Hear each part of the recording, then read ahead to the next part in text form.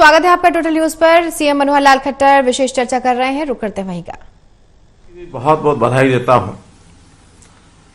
मेरी प्यारी बहनों, हमारा जो काम है आंगनवाड़ी, इस नाते से जो बच्चों की सेवा हम करते हैं, बच्चों की देखभाल करते हैं, अपने आप में एक बहुत महत्वपूर्ण काम है। अपने समाज में जो माताएं अपने बच्चों को, कई बार कामकाजी महिलाएं होती हैं, घर पर छोड़ सकती नहीं है, उनकी देखभाल करने वाला भी कभी नहीं होता है कोई। और वैसे भी सरकारी आंकड़ों के हिसाब से जो बच्चे हैं, खास करके 6 वर्ष से कम आयु के, उनका कई बार स्वास्थ्य की दृष्टि से, सुरक्षा की दृष्टि से, न्यूट्रिशन की दृष्टि से बहुत ध्यान रखना होता है। इसीलिए भारत सरकार की योजना, जिसमें आंगनवाड़ी का एक प्रारूप ये बनाया गया, जिस आंगनवाड़ी की देखरेख करने के लिए वहां एक आंगनवाड़ी कार्यकर्ता और एक सहायक और उन सबको सुपरवाइजर के नाते देखरेख करने वाली हमारी बहनें, एक बहुत बड़ा जाल देश भर में ये फैला हुआ है। अपने प्रदेश में भी 25,000 से ऊपर ये आंगनवाड़ी इस समय काम कर रही हैं। इन आंगनवाड़ियों में कहने को तो ये आंगन है, लेकिन इसका महत्व एक मां समझ सकती है कि मां बच्चे को प्रारंभ में पालती है और पालने के साथ साथ जैसे ही वर्ष 2 वर्ष का होता है तो वो पहले रेंगने लगता है और बाद में आंगन में जाकर के खेलने लगता है। आंगन का महत्व उस बच्चे के लिए बहुत महत्वपूर्ण होता है, जिसको सीमाओं में भी रखना होता है, उसका पालना पोसना भी होता है और उसकी पूरी सुरक्षा भी करनी होती है। तो इसी प्रकार से हमारा जो परिसर है आंगनवाड़ी, इसमें उस गांव के, उस मोहल्ले के जो छोटे बच्चे 3 वर्ष से 6 वर्ष तक के, वो हमारे आंगनवाड़ी में आते हैं और उन आंगनवाड़ी के अंदर उनकी देखरेख हम भी एक ममता के साथ, प्यार के साथ वैसा ही करती हैं जैसे एक मां अपने बच्चे के लिए करती है। एक संवेदनशील बहन इन बच्चों का किस प्रकार से ध्यान रखती है, वो एक मां ही समझ सकती है। तो इसीलिए इस व्यवस्था में सभी बहनों को ही लगाया गया है ताकि बहनें अच्छी प्रकार से इसकी देखभाल कर सकें। अगर मां के बाद बच्चे के पालने में किसी का अगर रोल आता है तो आपका आता है। एक बड़ी बात, आखिर आंगनवाड़ी सभी सरकारी व्यवस्थाओं में चलती है और सामान्यतः समाज में देखा गया है कि इन सरकारी व्यवस्थाओं पर लोगों का विश्वास नहीं होता। लेकिन आपके ऊपर कितना विश्वास है कि एक बच्चा जो मां का एक जिगर का टुकड़ा होता है और उस बच्चे की पूरी भरोसा करके आपके जिम्मे छोड़ करके जाती हैं कि आप सुबह से सायकाल तक उस बच्चे का ध्यान रखेंगी। तो एक बहुत बड़ा एक विश्वास का, एक बहुत बड़ा एक भरोसे का ये काम आप कर रही हैं। बहुत सराहनीय ये काम है। अब इस काम में कितनी कठिनाइयां आती होंगी, मैं तो एक उदाहरण के साथ आपके सामने ये विषय रख सकता हूं। मैं भी जब अपना स्कूल और कॉलेज जाने का समय था, उस समय एक संस्था से जुड़ा हुआ था और उस संस्था के माध्यम से कुछ बच्चों के लिए काम किए जाते थे। तो एक उस संस्था के माध्यम से बहुत बड़ा शिशु संगम ये लगाया गया और हम चूंकि संस्था के कार्यकर्ता थे तो हमको उस शिशु संगम में व्यवस्था का काम दिया गया और वो बच्चे, छोटे बच्चे 5 साल से 8 साल 9 साल तक के, उसमें 3 दिन तक व्यवस्था में रहने के बाद पता लगा कि बच्चों की कितनी कठिनाइयां होती हैं। बच्चे कई बार वहीं गंदगी कर देते हैं, बच्चे कई बार रोने लग जाते हैं, बच्चे को छोटी मोटी तकलीफ हो जाती है, तो कैसे उनके कपड़ों को भी साफ करना, समय पर उनको जो आवश्यकता चीज की होती है उसको देना, पिलाना। अब ये एक कठिन काम जो आज से लगभग मैं कह सकता हूं कि 50 साल पहले जिसका अनुभव मैंने किया था कि उन छोटे छोटे बच्चों की 3 दिन तक की जो सेवा की, उन बच्चों की आयु तो 5 से 8 वर्ष थी, लेकिन आप तो 3 और 6 वर्ष के बीच के बच्चों का ध्यान रखती हैं। बहुत ही ये सराहनीय काम है उन बच्चों को संभाल कर के रखना।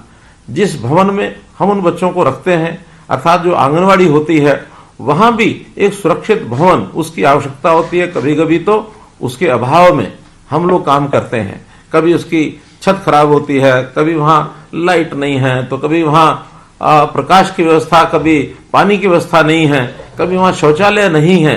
हालांकि सरकार की ओर से इन सब चीजों का ध्यान रखा जाता है, फिर भी हजारों की संख्या में आंगनवाड़ियां, कहीं ना कहीं तकलीफ तो आपको जरूर आती है।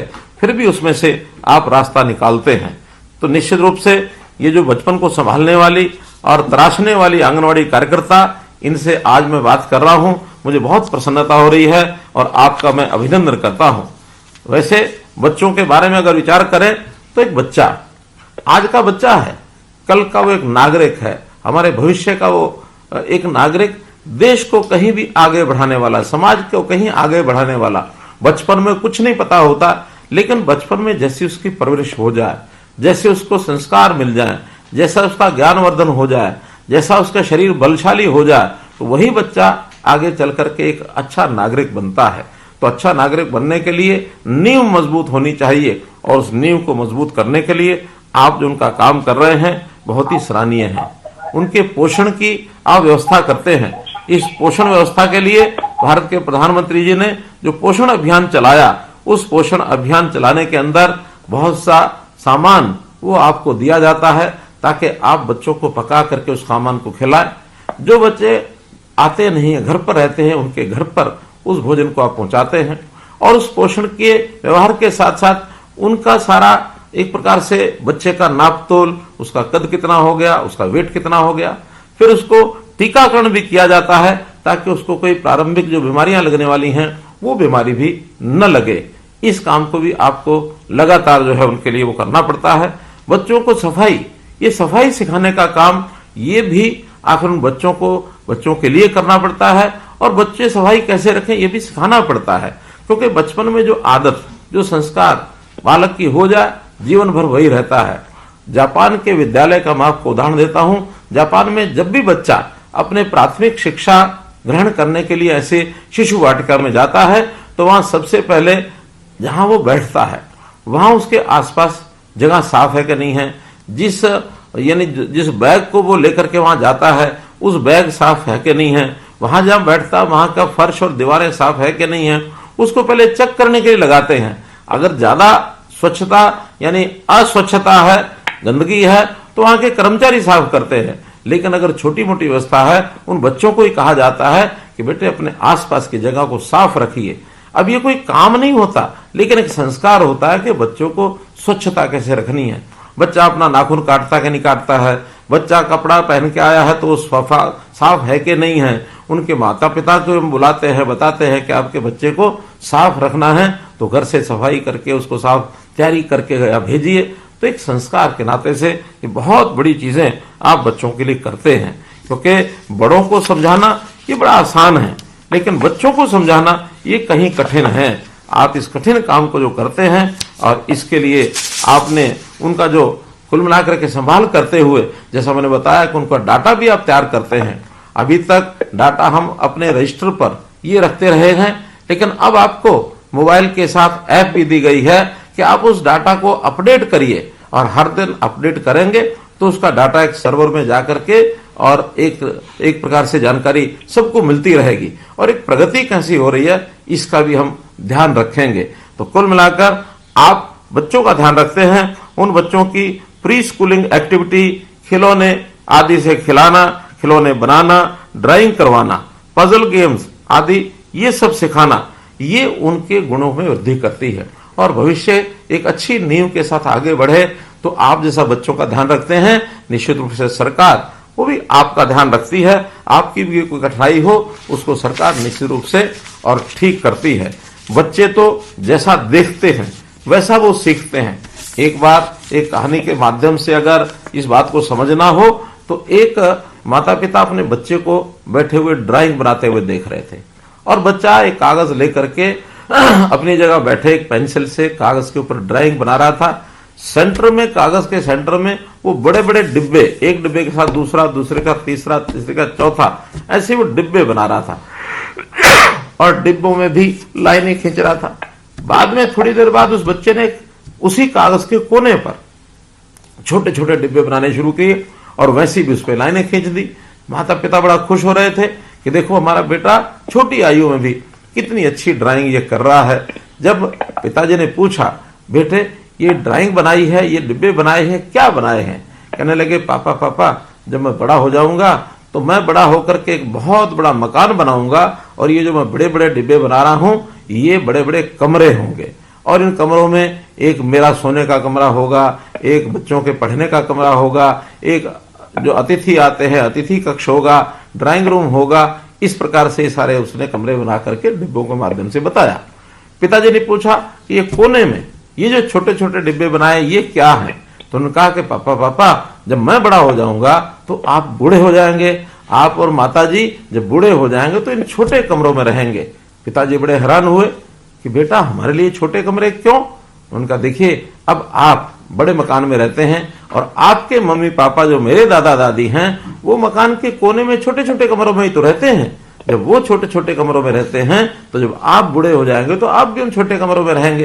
देखिए किस प्रकार से बच्चे ने अपने उस व्यवहार को, माता पिता के व्यवहार को कैसे परखा, कैसे जाना, जो उसके मन में बैठा वही उसने बोलना शुरू कर दिया।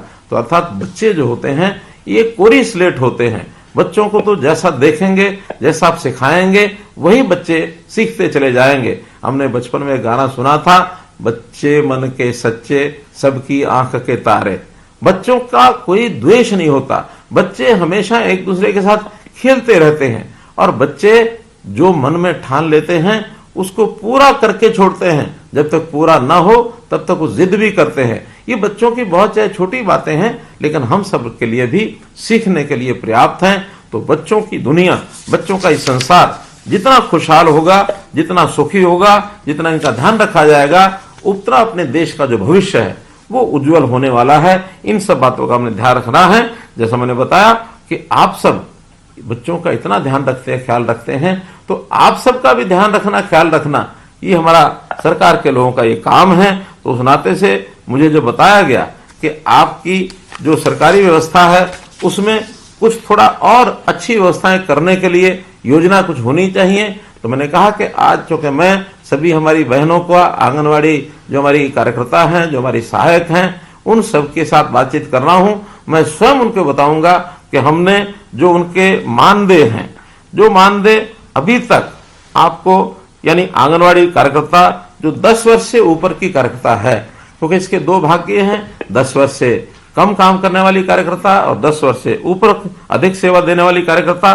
तो जो अभी तक 10 वर्ष से ऊपर जो सेवा देती है वो कार्यकर्ता अपनी है, उसका जो मानदेय है अभी 12,661 रुपया है।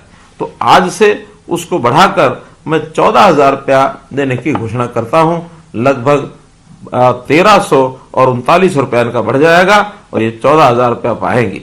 इसी प्रकार जो 10 वर्ष से कम काम की जो सेवा जिनकी हुई है या फिर जिनको मिनी आंगनवाड़ी कार्यकर्ता हम कहते हैं, तो मिनी आंगनवाड़ी कार्यकर्ता और 10 वर्ष से कम काम करने वाली ऐसी हमारी जो कार्यकर्ता हैं, इनका अभी तक का मानदेय है 11,401। इसको बढ़ा करके 12,500 रुपया आज से किया जाता है। इनकी वृद्धि भी लगभग 1,100 रुपया महीने की ये की जाती है। इसी प्रकार आंगनवाड़ी जो हेल्पर हैं, इन आंगनवाड़ी हेल्पर्स का अभी तक का मानदेय है 6,781। इसको भी बढ़ा करके 7,500 रुपया किया जाता है, अर्थात 719 रुपए की वृद्धि इसमें भी की जाती है। ये जितना भी मानदेय दिया जाता है ये भारत सरकार और हरियाणा सरकार का जो एक मिला करके, और ये मानधन 60% और 40% के शेयर में दिया जाता है। कई बार ऐसा भी ध्यान में आता है कि जितना आपको दिया जाता है उसमें जो भारत सरकार का 40% का हिस्सा है वो काफी कम रहता है, लेकिन उसकी पूर्ति हमेशा हरियाणा सरकार करती है। तो इसलिए इसमें भी अभी भारत सरकार का हिस्सा तो बहुत कम है, लेकिन फिर भी उनके जो 60% का शेयर है वो हरियाणा सरकार लगातार देती रहेगी। कभी भी भारत सरकार से का 60% में कमी रहेगी तो हरियाणा सरकार देती रहेगी, और अपना 40% हरियाणा सरकार तो हमेशा देती ही है। ये भी आपकी जानकारी के लिए मैं बताना चाहूंगा। और ये मानधन सारे देश भर में मैं कह सकता हूं, चाहे वो आंगनवाड़ी कार्यकर्ता का हो, चाहे आंगनवाड़ी सहायक का हो, ये देश भर में सर्वाधिक है। तो सर्वाधिक मानधन देने वाला हरियाणा देश का पहला राज्य है। ऐसे 32 राज्यों की इस मानदेय की जानकारी ये मैं आपको दे रहा हूं। मुझे ये बताते हुए भी खुशी हो रही है कि आपकी पदोन्नति के द्वार ये भी खोल दिए गए हैं। अब हमने 25% पद सुपरवाइजर के लिए ये आप में से ही भरे जाएंगे। उसकी भी फरवरी 2024 में एक छोटी परीक्षा होगी। योग्य जो बहनें हैं वो सुपरवाइजर के पद पर भी 25% की संख्या में उसमें जा सकेंगे। ये हम पहली बार कर रहे हैं और ये एक छोटा परीक्षा का जो एक कार्यक्रम है उसको लेकर के किया जाएगा। इसी के साथ रिटायरमेंट के समय भी हम कुछ सम्मान राशि ये पहले आपको देते थे। अभी तक आंगनवाड़ी जो वर्कर हैं और आंगनवाड़ी हेल्पर हैं उनको 1 लाख रुपया और 50,000 रुपया ये दिया जाता था। अब वर्कर जो हैं यानी कार्यकर्ता हैं उन कार्यकर्ता को 1 लाख की बजाय 2 लाख रुपया दिया जाएगा यानी रिटायरमेंट के समय, और जो हेल्पर हैं उनको 50,000 रुपए की बजाय 1 लाख रुपए की राशि दी जाएगी, अर्थात ये दोनों को डबल कर दिया गया है। इसी प्रकार वर्दी भत्ता भी अभी तक 800 रुपया दिया जाता था, अब इसको बढ़ा करके 1500 रुपया वार्षिक करने की मैं घोषणा करता हूं। गांव के अंदर हम लोगों ने बाल वाटिकाएं यानी सरकारी स्कूलों में जो हमारे जितने भी आंगनवाड़ी हैं उनको नाम पहले दिया था हमने प्ले वे स्कूल। अभी उनका नाम, क्योंकि सरकारी जो नई शिक्षा नीति है राष्ट्रीय शिक्षा नीति, उसमें इनका नाम बाल वाटिका कर दिया गया है, तो इन बाल वाटिकाओं का ही नाम रखा है। 4000 बाल वाटिकाएं बन चुकी हैं, अभी आगे और 4000 नई बाल वाटिकाएं जो आंगनवाड़ी हैं, जो अच्छी आंगनवाड़ी हैं, उन्हीं को उसमें कन्वर्ट कर दिया जाएगा। इस प्रकार से मैं तो आपके सामने यही एक विषय रखना चाहता हूं कि जो 1975 में ये आंगनवाड़ी का कार्यक्रम शुरू हुआ था, आज लगभग 50 वर्ष होने को आ रहे हैं। तो इस 50 वर्ष के काल में आप लोगों ने बाल स्वास्थ्य देखभाल, पालन पोषण, शिक्षा आदि इसके अंदर जो योगदान दिया है, ये आंगनवाड़ी कार्यकर्ताओं का एक प्रकार का उनकी एक सराहना मैं करता हूं, उनका मैं आभार व्यक्त करता हूं। और इस काम में हमेशा बहुत से काम की जो अपडेट है, इस काम में कुछ न कुछ वृद्धि भी होती रहती है। तो उस वृद्धि के समय, उस अपडेट के समय जो जानकारियां और आगे बढ़ानी होती हैं, उनको भी आप हमें सुझाव के रूप में जरूर देते रहेंगे। और जैसे जैसे आप सुझाव देंगे उन सुझावों के ऊपर हम काम करेंगे। हमारा उद्देश्य हमारी जो भविष्य की पीढ़ी है, हमारे आज के बच्चे हैं, उनका पालन पोषण अच्छा कैसे हो, और उसमें जो भी कोई योजनाओं के अंदर कोई अड़चने आती हैं, उन अड़चनों को हम दूर कर सकें। तो इस प्रकार के इस काम में आपको आज मैंने आपसे जो बातचीत की है, आपने इसमें अपनी इस बात को साझा किया है। आपके अनुभव भी निश्चित रूप से अगर हमको प्राप्त होंगे, सुनने को मिलेंगे, तो उस अनुसार और ज्यादा इसमें आगे बढ़ाएंगे। आपने मेरी बात सुनी, आपका बहुत बहुत धन्यवाद, बहुत बहुत आभार।